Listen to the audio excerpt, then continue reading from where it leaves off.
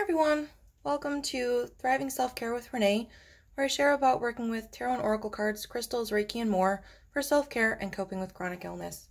Today I thought I'd share a little bit about the Celtic Cross spread that's often used in working with tarot. Lisa Papez and Dawn Michelle at Boho Tarot both did collaborations together of working with the Celtic Cross and how they've worked with it and modified it. And watching their videos gave me kind of an idea for how to modify the Celtic Cross for myself.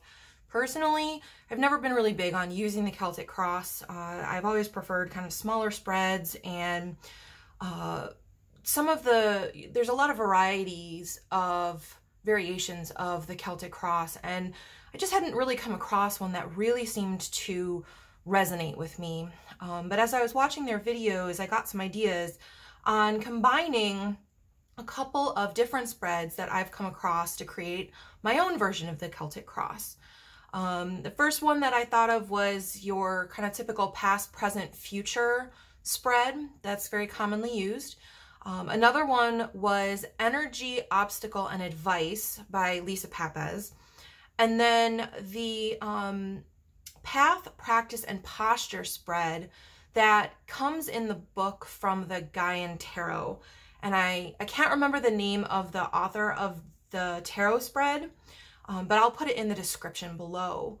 And so by kind of combining these, I've kind of come up with my own way of working with the Celtic Cross, and it's been kind of interesting.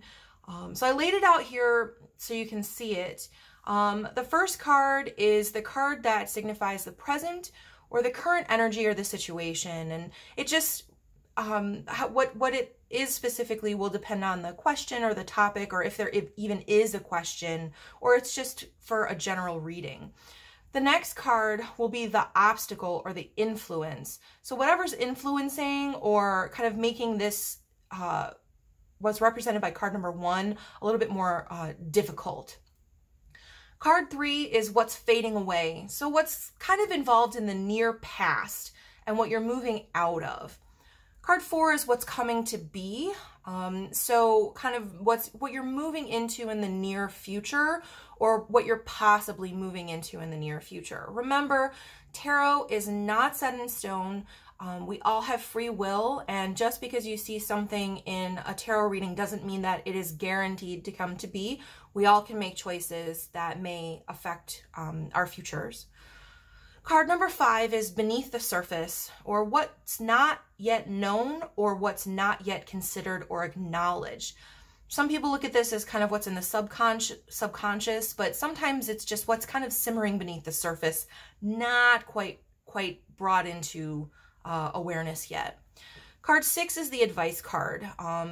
Again, we all have free will. You can take the advice or not take the advice based on what your personal choices would be. But considering card 6 and what the advice is card number 7, the path card.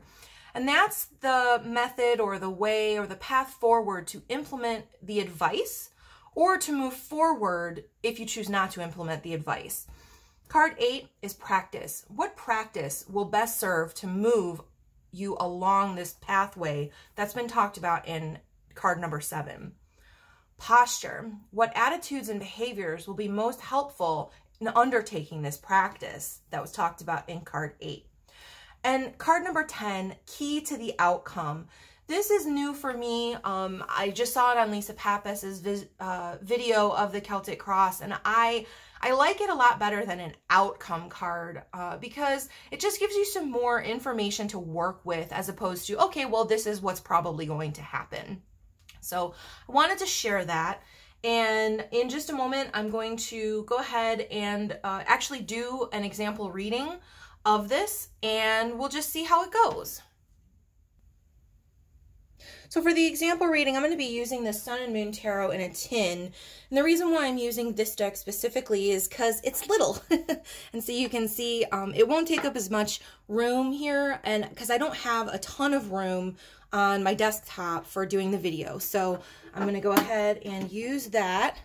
Oops, sorry. And I'm just going to basically ask kind kind of what do we as a collective need to know right now? Just kind of doing it as like a general reading. Oh, and I modified this deck just a little bit. I edged it in black with black Sharpie, and I also blacked out the keywords at the top with Sharpie because I didn't resonate with them. So just in case anyone's wondering why mine looks kind of different. Okay, one more quick shuffle. What do we need to know right now as a collective? Okay. And card number 1 is the energy, which is the 6 of Pentacles. So we've got some concerns about finances and where our finances are heading. Obstacle, the Emperor. The Emperor is about kind of stability and structure. So this makes me think potentially about your job or your boss and what's going on with what's going on at work. In the past, we've got what's fading away is a lot of change going on. And that's kind of typical for all of us right now. While I'm doing this video, we're kind of still working our way through COVID. And so a lot of people's jobs have been affected. So that makes a lot of sense. And what's coming to be? The Empress. I find that to be a really positive card in this situation. The Empress is all about abundance and growth and moving forward. And so I think that's a really positive card to be looking at for what's coming to be. So what's beneath the surface, or what's not yet known or considered or acknowledged? The Chariot. So we've got movement. And I think the biggest thing is how to move forward, what direction to move. As you can see, the bulls are moving in 2 separate directions. And so you may be being called in 2 different directions right now. And in the advice card, we've got the 9 of Cups.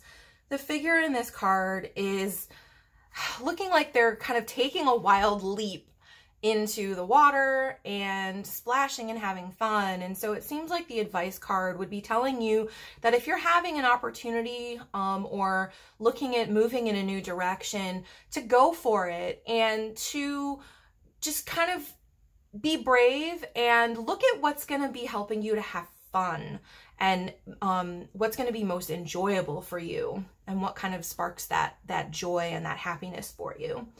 For card number 7, the Path, to implement the advice or to move forward. And I'm putting these on an angle just so it's a little bit easier for us to see them. But normally a lot of people put them straight up and down, but this just saves me some space. And I saw that on Lisa and Dawn Michelle's videos. 7 of Pentacles. The person in this card is kind of drawing in the sand.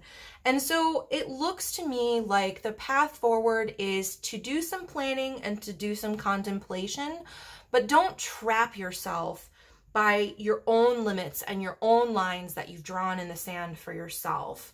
The practice that will best serve to help move along that path of moving forward is the Devil. Don't freak out. It's not the actual devil.